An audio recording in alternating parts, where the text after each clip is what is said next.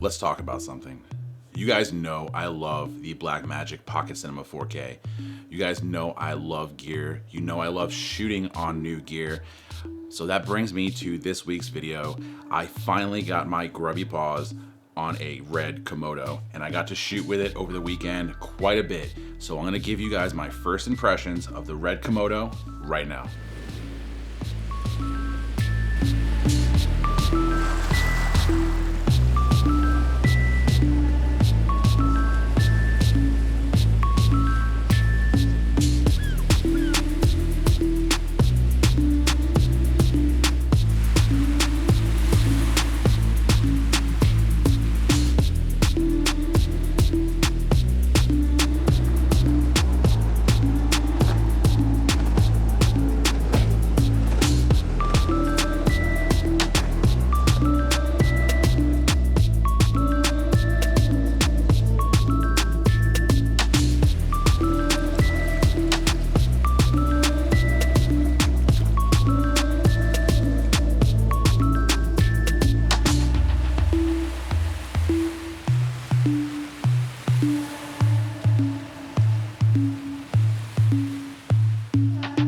Alright guys, I want to preface this video with the simple fact that this is my first time shooting on a Red that wasn't already set up for me. In fact, the last time I shot on a Red camera, I was handed the camera already set up, told to frame the shot and hit record and do a camera movement, and that was simply it. So I went into this with absolutely zero bias towards the Red brand. Of course, I have been considering other cameras as an upgrade from my Blackmagic Pocket 4K, the Ursa Mini Pro G2 being one of them, the Zcam E2 S6 being another. So I just want to get that out in the open. I have no bias towards Red. I have graded Red code a few times before, and I absolutely love working with the codec. However, I've never really gotten to shoot my own footage with it. So I'm very excited to have shot all weekend long with this thing. So hopefully this first impression coming from someone who's never ever used a Red camera before will give someone who's like me, who wants to upgrade from the Pocket 4K or 6K into something like the Komodo or the Zcam E2 S6 or F6 or the Ursa Mini Pro G2. This will give you guys some sort of baseline to form your decision making when you are going to purchase your upgrade. So with that out of the way, let's talk about my absolute first impression of the Komodo. The moment I saw this thing, the moment I held it in my hands, I simply said, damn, this thing is tiny. The Komodo is absolutely miniature. It's smaller than a can of Mountain Dew. It's absolutely stunning how much firepower Red has jammed into this little tiny package. This makes it extremely easy for me to set it up on a gimbal, whether it was a Ronin S or my Movi Pro. It made it incredibly easy. For those of you guys who have the Pocket 4K, like me, you guys know how big of a pain it is to rig that camera on a gimbal. Now, if you're a Zcam user, you already know what I'm talking about here. You know that that cube form factor is amazing when it comes to rigging, when it comes to setting up on a gimbal. It's just absolutely game-changing. The Komodo is extremely well built.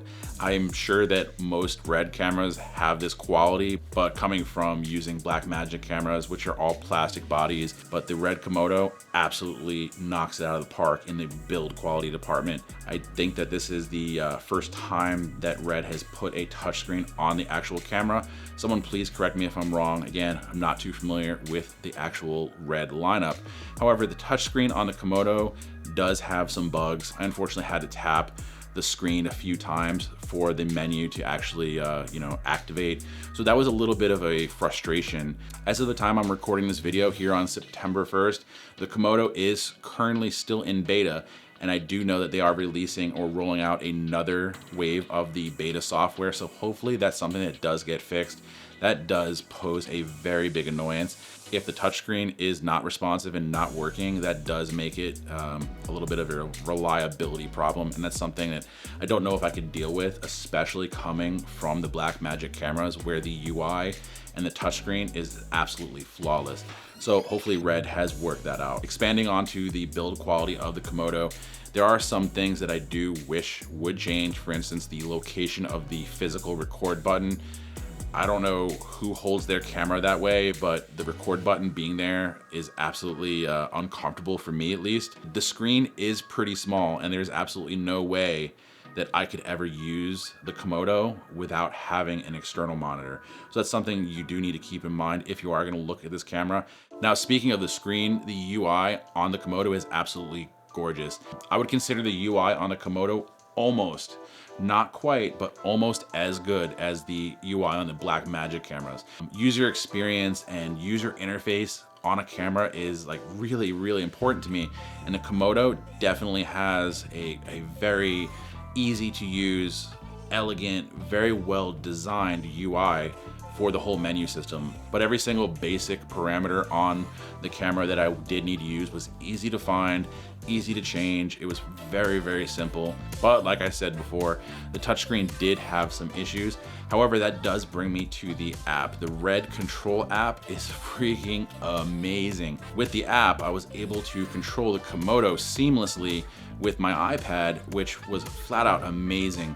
I was running the Komodo on my Movi Pro on the car rig. We were filming a promo for a local business, and I'll tell you what, being able to control every single parameter that I needed to, change settings on the fly, no connection issues whatsoever.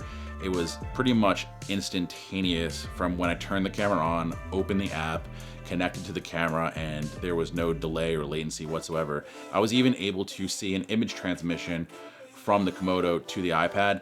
However, I was running an SDI cable into the car, so I was able to monitor that way. There was no latency whatsoever via SDI. Now, speaking of SDI, the Komodo does not have an HDMI out port, and I get it, SDI is an industry standard. However, for me, that did pose a small problem, seeing as only one of my monitors has SDI in, and that is the Atomos Shinobi. So for how I usually film my car rig stuff, I usually use a wireless transmission system, but luckily I did have a very long SDI cable that I was able to run inside the car to the rear passenger seat. So I mentioned that the Komodo is extremely easy to use on a gimbal. When I say it was easy, I mean that I have never, ever balanced a camera on a gimbal as easily as the Komodo.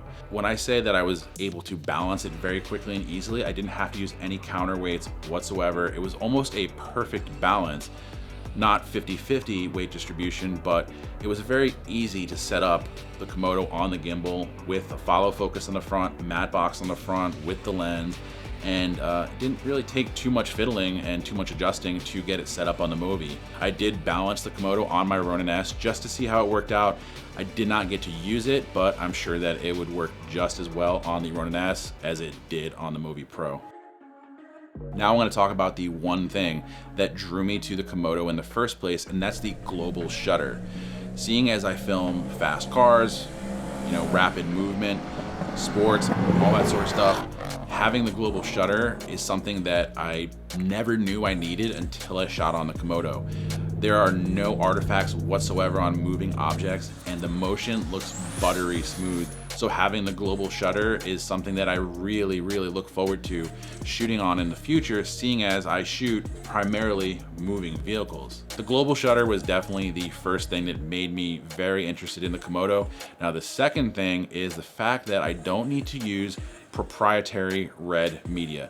I don't like proprietary anything. So the simple fact that I don't have to purchase RED's official media makes the camera very enticing. It uses regular CFast cards.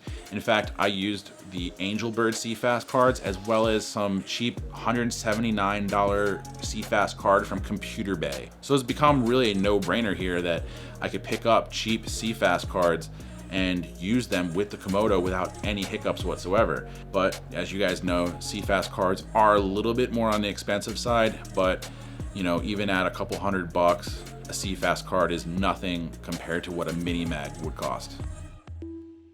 Now, one thing I know a lot of people are gonna ask is, well, what's the dynamic range? I want you guys to keep in mind that I'm not really a technical, scientific camera reviewer in the first place, but from the footage that I've shot and that I have graded and I did play with, I will say that the dynamic range does seem to be around the 14 to 16, 14, 15 range. If you guys want to check out the footage for yourself and to test out the dynamic range and see the color science for yourself, go down in the description below. I put some links to some free footage that you guys could download. If you download the footage and you do grade it and you post it on your Instagram, do me a favor, tag me at driven.film so I could check out what you guys put together. Another thing about the Komodo that I like is that Red is venturing into the world of autofocus. Now, most people will say, well, you don't need autofocus on a cinema camera, but at the same time, well, why not? If the technology's there, why not implement it and utilize it if you need to? So I have many reasons why I would use autofocus, and most of it would occur on gimbal work when I'm a solo operator and I don't have an AC pulling focus for me.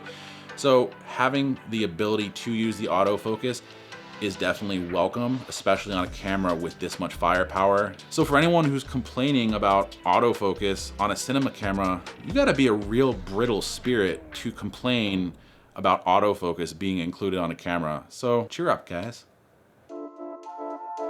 Overall, my first impression of the Komodo's battery life was pretty solid. Now, because I didn't track, every minute that I was shooting or how long I left the camera on for, I don't know exactly how long that I, was shooting for before the batteries died. So I don't feel comfortable saying exactly how long you should expect for the battery life. And again, it's not a review. I'm just telling you my first impressions and what I thought from shooting on it. Let's talk about the footage that I shot. There were a few issues which were honestly mostly due to me not knowing how to use the camera properly. It was my first time again shooting on a Red, so I didn't know about black shading. Once I learned and figured out that I need to black shade, and thank you to everyone on the Red Komodo Facebook user group for explaining that to me.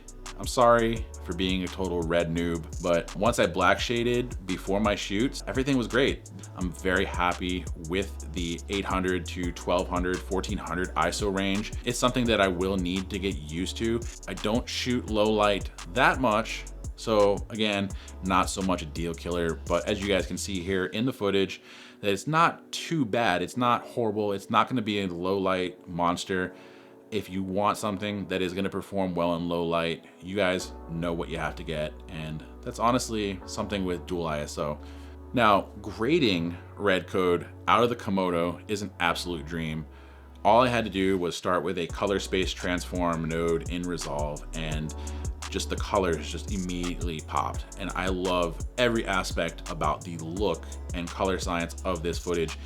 Now, if you're someone who hasn't had a chance to grade red code footage, again, there is a link down in the description to some free footage that you could download that I shot here, and you can grade it yourself. If you do download the footage, do me a favor, post it on Instagram and tag at driven.films and hashtag Red Komodo users.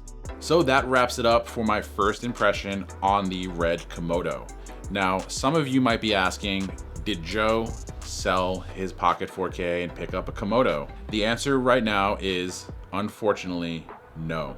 I have not purchased the Komodo just yet. However, this Stormtrooper model is actually on loan from Peach and Orange. They were kind enough to let me rent their Komodo, who is nicknamed Gandalf. Yes, this Komodo's name is Gandalf, and I absolutely love that. Viewers, do me a favor and please go down to the description below and click on the link to Peach and Orange Instagram. They are amazing cinema photographers. They're a husband and wife team down here in South Florida, and they do absolutely amazing work. So give them a follow and say hello. Seeing as my first impressions of the Komodo were pretty much great. I mean, I actually really enjoyed shooting on this camera, but seeing as my first impression was positive, there's a very high likelihood that I will be renting this camera for future gigs and quite possibly even purchasing the Komodo. If you enjoyed this video, do me a favor, hit that thumbs up button, and as always, be sure to subscribe to the channel so you don't miss out on any of my future videos. So like I said in the beginning of the video, I love trying out new gear, and I'd love talking about it with you guys. So if you want to see me try out a particular camera and give you my first impressions on it, do me a favor, leave a comment below. Let me know which camera you'd like for me to try out, and I'll do my best to make that happen. Until next time, take care.